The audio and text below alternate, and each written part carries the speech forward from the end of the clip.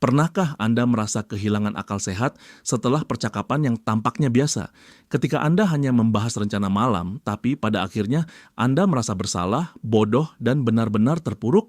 Jika ya, kemungkinan besar Anda baru saja berhadapan dengan seorang manipulator ulung. Hari ini kami akan membekali Anda dengan pengetahuan. Kita akan membedah 20 frasa paling populer yang digunakan oleh para narsistik dan manipulator untuk mengendalikan Anda. Ini bukan sekadar kata-kata, ini adalah senjata psikologis. Setelah menonton video ini sampai habis, Anda akan belajar mengenali jebakan verbal ini dan mampu melindungi diri Anda sendiri. Siapkah Anda mengetahui kebenaran yang dapat mengubah hubungan Anda dengan orang di sekitar Anda? Kalau begitu, mari kita mulai. Sebelum kita membahas frasa-frasa spesifik, mari kita pahami mengapa frasa ini bekerja dengan sangat efektif. Manipulasi tidak selalu berupa teriakan atau ancaman langsung. Lebih sering ini adalah racun yang tenang dan tak terlihat yang menetes ke dalam kesadaran Anda hari demi hari. Para narsistik dan manipulator adalah ahli dalam memutarbalikkan kenyataan. Tujuan utama mereka adalah meruntuhkan rasa percaya diri Anda, membuat Anda ragu terhadap perasaan Anda, bahkan ingatan Anda sendiri. Mereka menciptakan dunia di mana Anda selalu salah, sementara mereka selalu menjadi korban atau pahlawan.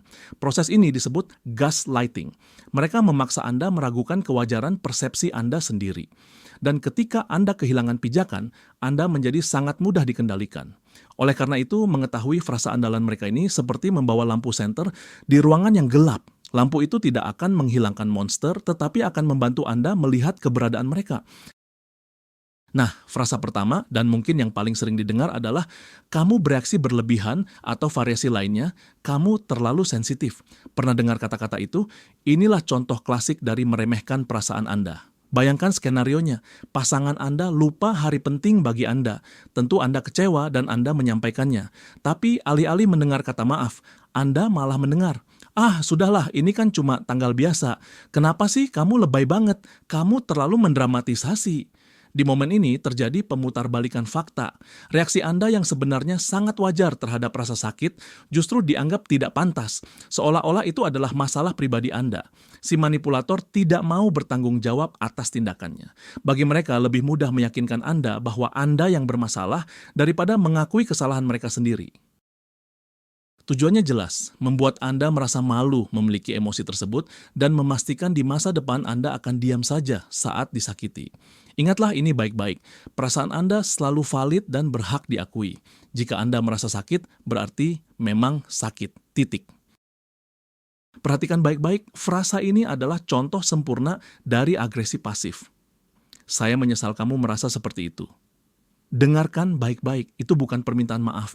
Itu adalah upaya untuk mengalihkan kesalahan kepada Anda. Permintaan maaf yang tulus terdengar seperti, "Maafkan saya salah bicara atau melakukan itu." Ya sementara frasa, "Saya menyesal kamu merasa seperti itu."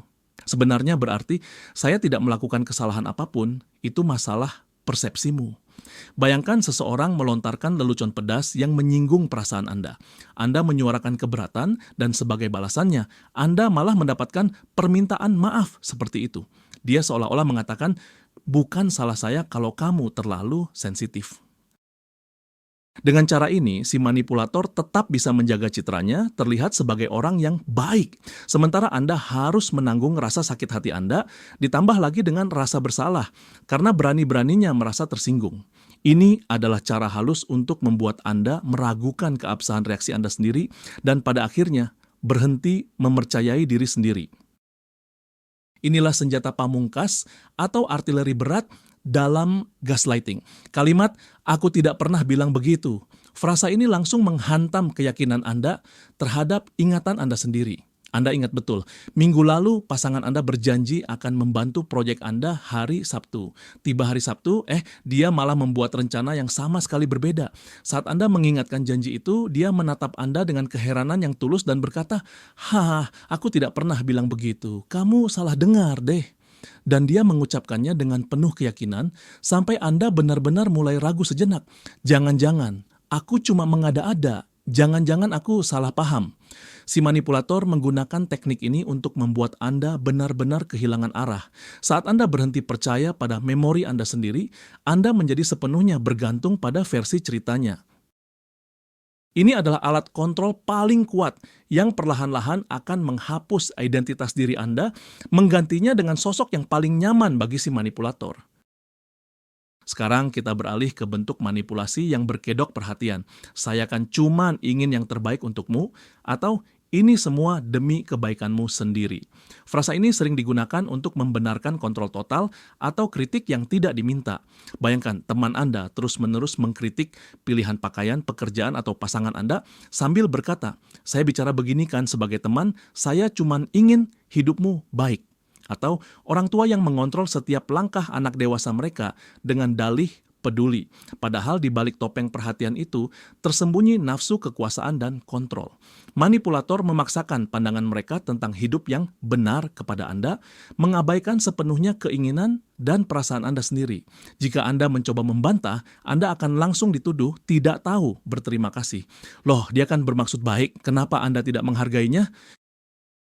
Situasi ini menciptakan jebakan psikologis yang sangat sulit untuk dilepaskan tanpa membuat Anda merasa seperti orang yang jahat. Salah satu jebakan emosional yang paling kuat adalah ungkapan yang menyerang langsung rasa bersalah Anda. Setelah semua yang telah kulakukan untukmu, melalui kalimat ini, manipulator mengubah semua tindakannya di masa lalu, bahkan yang paling biasa sekalipun, menjadi utang yang tak akan pernah bisa Anda bayar lunas. Seorang ibu bisa mengatakannya kepada anaknya yang ingin pindah ke kota lain. Seorang suami bisa mengucapkannya kepada istri yang memilih mengikuti kursus peningkatan keahlian daripada menghabiskan malam bersamanya. Intinya, Anda ditagih atas segalanya, atas perhatian, atas hadiah, atas waktu yang telah mereka korbankan.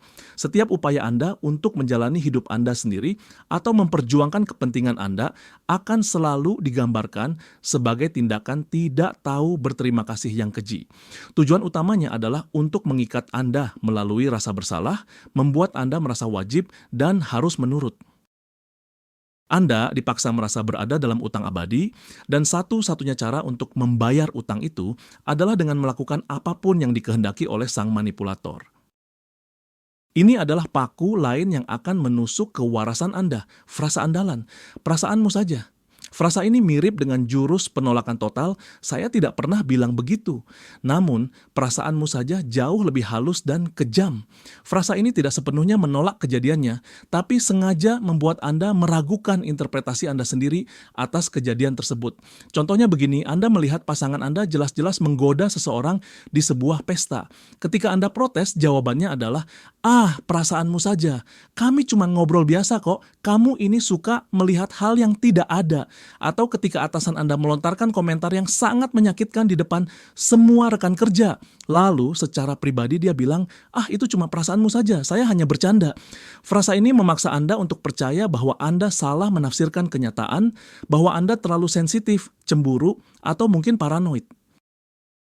Lambat laun Anda akan berhenti mempercayai intuisi dan naluri Anda sendiri. Padahal itulah sistem pertahanan diri utama Anda yang paling penting. Sekarang mari kita bahas frasa yang sengaja menyerang harga diri Anda. Tidak ada orang lain yang akan mencintaimu. Atau siapa sih yang mau sama orang seperti kamu? Ini adalah bentuk agresi verbal langsung. Tujuannya hanya satu, menanamkan ide bahwa Anda tidak berharga dan bahwa sang manipulator adalah satu-satunya yang istimewa. Dia memposisikan dirinya sebagai satu-satunya orang di dunia yang sanggup mentoleransi semua kekurangan Anda. Hal ini dilakukan agar Anda takut untuk meninggalkannya, supaya membayangkan putus saja sudah memicu rasa panik. Manipulator menciptakan ilusi di kepala Anda bahwa di luar hubungan ini yang menanti hanyalah kesepian dan tidak ada orang lain yang akan membutuhkan Anda. Ini membentuk ketergantungan yang sangat kuat. Anda mulai berpegangan erat pada orang ini, bukan karena cinta, tapi karena ketakutan.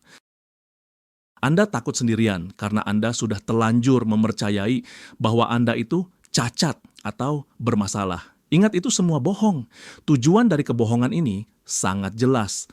Kontrol penuh atas diri Anda melalui rasa takut. Poin berikutnya dalam daftar kita adalah taktik lempar kesalahan yang klasik. Kamu sendiri yang memprovokasi saya. Frasa ini bisa Anda dengar setelah luapan amarah, penghinaan, atau bahkan kekerasan fisik. Manipulator melakukan tindakan yang tidak bisa diterima, lalu dengan santai mengklaim bahwa itu adalah kesalahan Anda. Contohnya, kalau kamu tidak membantah, saya tidak akan berteriak, atau tingkah lakumu sendiri yang membuat hal ini terjadi. Dengan cara ini, si agresor berubah menjadi korban keadaan yang seolah-olah terpaksa melakukannya, sementara korban yang sebenarnya justru diubah menjadi pihak yang bersalah. Ini adalah pemutarbalikan fakta yang mengerikan. Taktik ini tidak hanya menghilangkan semua tanggung jawab dari manipulator, tetapi juga memaksa korban untuk mencari alasan di balik perilaku buruk pelaku dalam diri mereka sendiri. Hal ini pada akhirnya mengarah pada menyalahkan diri sendiri dan upaya yang sia-sia untuk bersikap lebih baik agar tidak lagi memprovokasi si agresor. Tentu saja hal ini mustahil untuk dilakukan.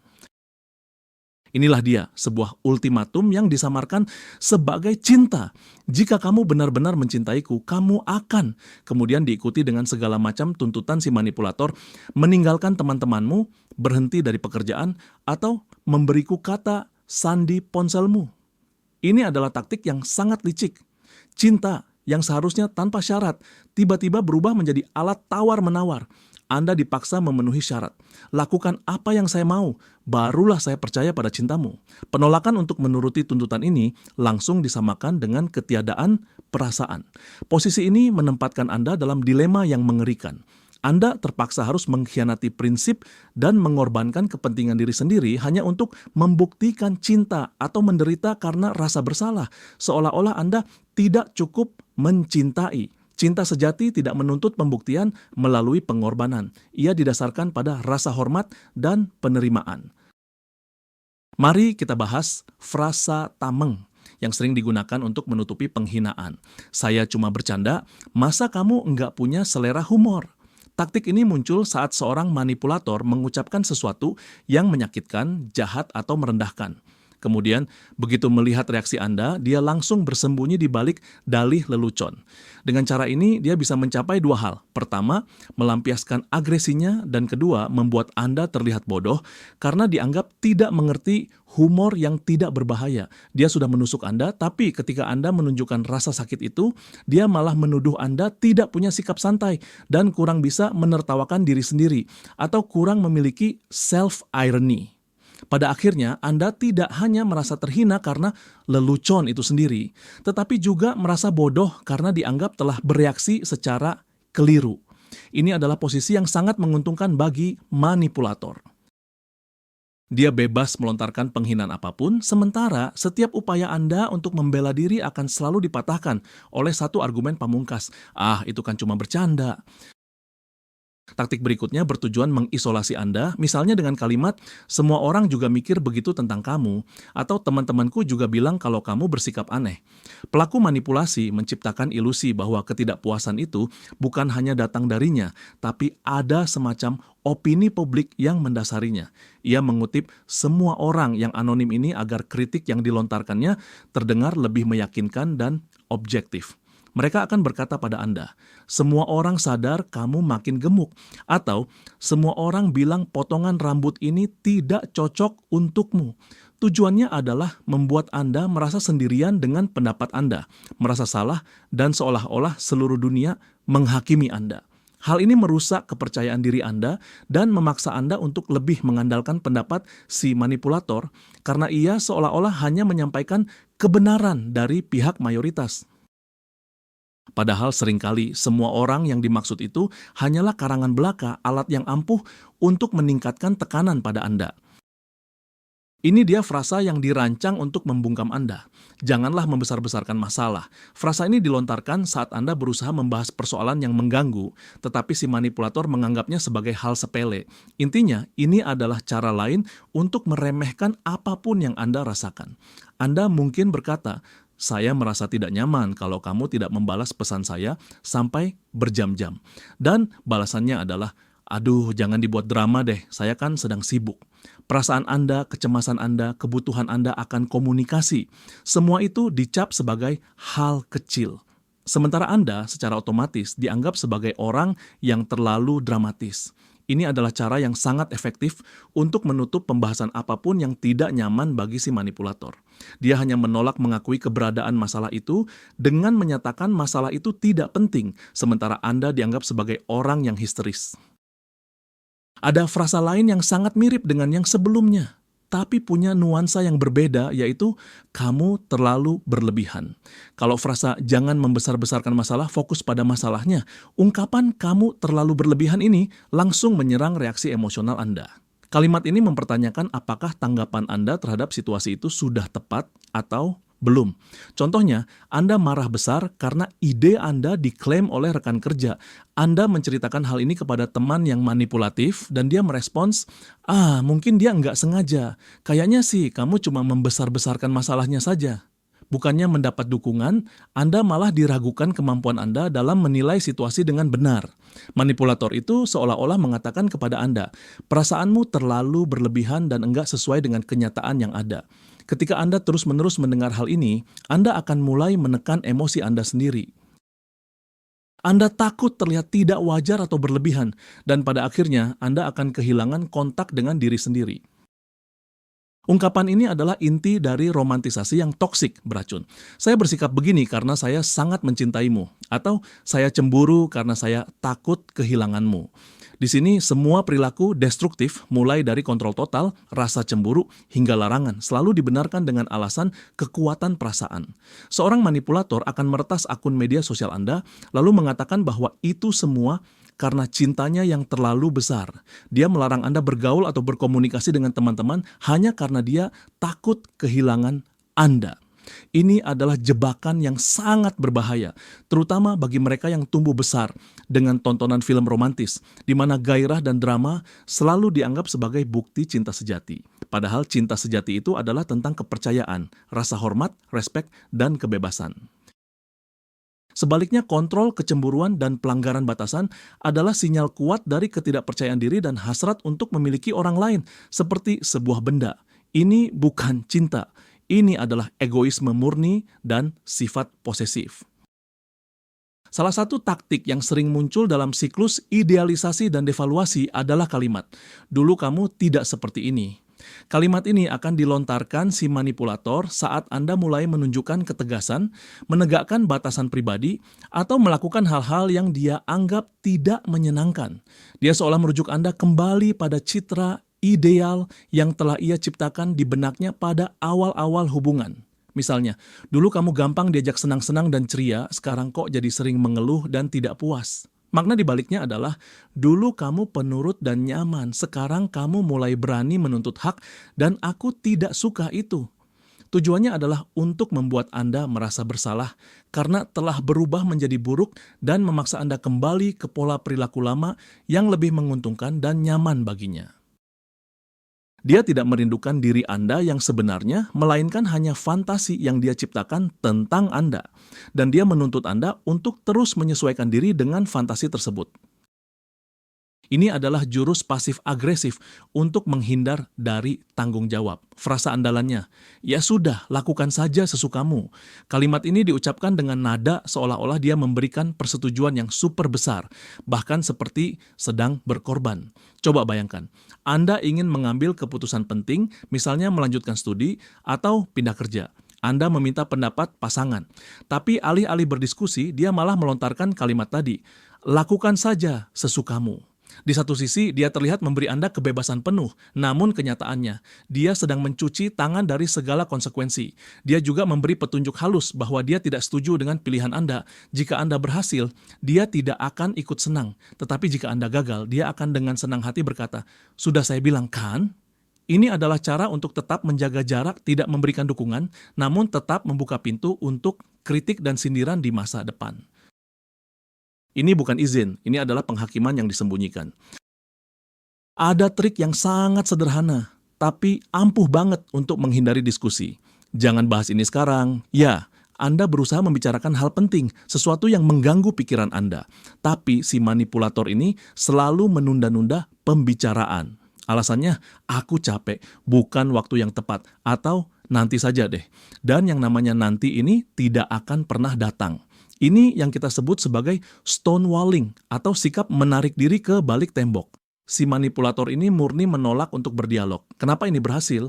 Karena bagi Anda, masalahnya penting, Anda ingin menyelesaikannya, dan Anda merasa terus-menerus digantung. Sementara dia Dia menahan Anda, mengendalikan sepenuhnya kesempatan untuk berdiskusi. Dialah yang menentukan kapan dan tentang apa Anda boleh bicara.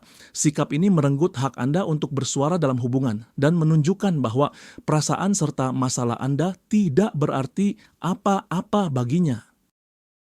Dia hanya mau membahas hal-hal yang nyaman bagi dirinya sendiri. Mari kita bahas taktik pemerasan terselubung. Jangan bilang siapa-siapa kalau aku yang cerita ini ya, tapi frasa ini adalah gerbang menuju gosip dan intrik. Si manipulator akan menyampaikan informasi negatif tentang pihak ketiga, seringkali teman atau kenalan bersama, sambil berlindung di balik kerahasiaan. Tujuan dari teknik ini yang dikenal sebagai triangulasi adalah untuk menanamkan benih perpecahan antara Anda dan orang lain. Dia bisa memprovokasi Anda untuk memusuhi seseorang atau sebaliknya menyampaikan pada Anda kata-kata yang seolah-olah negatif dari orang lain tentang diri Anda. Dengan cara ini, dia menjadi satu-satunya sumber informasi yang dianggap andal, sebuah mata rantai yang tak tergantikan dalam komunikasi. Dia berhasil mengendalikan arus informasi serta hubungan Anda dengan orang-orang di sekitar. Dia menabur benih ketidakpercayaan dan perselisihan, sementara dia sendiri tetap berada di pusat konflik, menarik semua tali kendali. Ini adalah cara dia mengisolasi Anda dan memperkuat posisinya sebagai sosok yang sangat penting dalam hidup Anda. Frasa lain yang mengangkat derajat si manipulator sambil merendahkan diri Anda adalah, saya satu-satunya yang mengatakan kebenaran kepada Anda. Dia membangun citra sebagai sosok yang lugas, mungkin terdengar kasar, namun ia adalah pahlawan kebenaran yang jujur. Tidak seperti orang-orang munafik lainnya, ia tidak takut mengatakan kebenaran pahit langsung di hadapan Anda. Tentu saja, kebenaran ini hampir selalu berupa kritik yang ditujukan kepada Anda. Dia akan berkata, teman-temanmu hanya menjilat, tapi saya satu-satunya yang akan memberitahu Anda bahwa gaun itu membuat Anda terlihat gemuk. Dengan menyajikan kritiknya di bawah saus kejujuran eksklusif ini, ia merendahkan pendapat semua orang di sekitar Anda dan menempatkan dirinya sendiri di atas takhta. Dialah satu-satunya pembawa kebenaran sejati. Hal ini menyebabkan Anda meragukan dukungan dari orang-orang terdekat dan semakin mempercayai opini si manipulator. Padahal pendapatnya itu hanyalah cara dia untuk menegaskan dirinya sendiri dengan mengorbankan Anda. Dan inilah frasa terakhir yang ke-20 yang menutup mata rantai lingkaran setan ini. Kamu salah mengerti. Ini adalah cara paling ampuh untuk lari dari tanggung jawab atas apa yang mereka ucapkan. Seseorang mengucapkan kalimat yang ambigu atau bahkan terang-terangan menyakitkan. Ketika Anda merespons alih-alih meminta maaf atau menarik ucapannya kembali, mereka justru menuduh Anda tidak mampu memahaminya dengan benar. Mereka bilang, bukan itu maksudku. Kamu saja yang memutarbalikkan semuanya. Tanggung jawab komunikasi sepenuhnya dilimpahkan kepada Anda. Bukan dia yang gagal merumuskan pemikirannya, tapi Anda yang dianggap bodoh memahaminya. Taktik ini memungkinkan manipulator untuk mengatakan apapun yang mereka suka dan menariknya kembali kapan saja dengan menyalahkan kebodohan atau pikiran kotor Anda.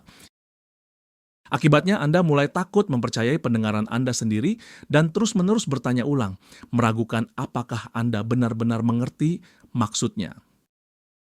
Inilah dia 20 frasa, 20 kunci yang digunakan para manipulator untuk mencoba merusak atau mengendalikan mental dan kepribadian Anda. Kamu terlalu sensitif. Saya minta maaf kalau kamu merasakannya seperti itu. Saya tidak pernah mengatakan itu. Di balik setiap frasa ini tersembunyi keinginan untuk mengontrol, menghindari tanggung jawab, dan meruntuhkan kepercayaan diri Anda. Hal terpenting yang harus Anda pahami. Ini bukan tentang Anda. Perasaan Anda itu wajar, ingatan Anda tidak salah, reaksi Anda sudah sangat tepat. Mengenali frasa-frasa ini adalah langkah pertama dan terpenting menuju kebebasan. Ini ibarat menyalakan lampu di ruangan gelap. Sekarang Anda bisa melihat apa yang sebenarnya terjadi. Anda bukan lagi korban, melainkan seseorang yang memahami aturan permainan beracun ini dan tahu cara keluar darinya. Terima kasih telah menonton video ini sampai selesai. Jika konten ini bermanfaat bagi Anda, mohon berikan suka, like, dan berlangganan subscribe ke saluran ini agar tidak ketinggalan analisis baru lainnya. Sekarang ada pertanyaan untuk Anda. Frasa mana dari daftar ini yang paling sering Anda dengar dalam hidup Anda? Atau mungkin ada frasa lain yang kami lewatkan, padahal itu juga merupakan senjata ampuh para manipulator. Bagikan kisah Anda di kolom komentar. kisah Anda bisa membantu orang lain menyadari bahwa mereka tidak sendirian.